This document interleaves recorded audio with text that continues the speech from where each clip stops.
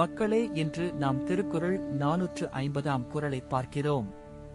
இது திருக்குறளின் பொருட்பால் பகுதியில் அரசியல் என்று பெயரிடப்பட்டுள்ள பெரியாரை துணைக்கோடல் அதிகாரத்தின் கடைசி குறள். பல்லார் பகைக்குழலின் பத்தெடுத்து தீமைத்தே நல்லார் தொடர்கை விடல். இந்த குறள் சொல்லும் பொருள் பகைவருடன் ஆழமான சண்டை செய்து முடியாது தீமை அதிகமாகும், நல்லவரின் தொடர்ச்சியான ஆதரவு சிறந்தது. எந்த அரசில் எதிர்மறை பலருடன் சண்டை செய்தால் நிர்வாகம் நிலைநாட்டாது. குடும்பத்தில் வாதம் தொடர்ந்து செல்லும் போது உறவு குலையும். ஆனால் நண்பர்களின் ஒற்றுமை தலையீடு செய்யும், நல்லவரின் உதவி வாழ்க்கையை சிறப்பாக்கும்.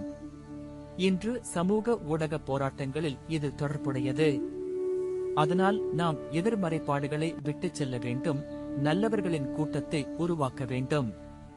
இதுவே நம் எதிர்காலத்தை பாதுகாக்கும் வழி. சமூகத்தில் ஒத்துழைப்பு சிறந்த வளர்ச்சிக்கான அடிப்படை. இது சட்ட திட்டமிடலிலும் இன்றைய அரசியல் முடிவுகளிலும் பிரதிபலிக்கிறது. அடுத்த அதிகாரத்தில் மீண்டும் சந்திப்போம்.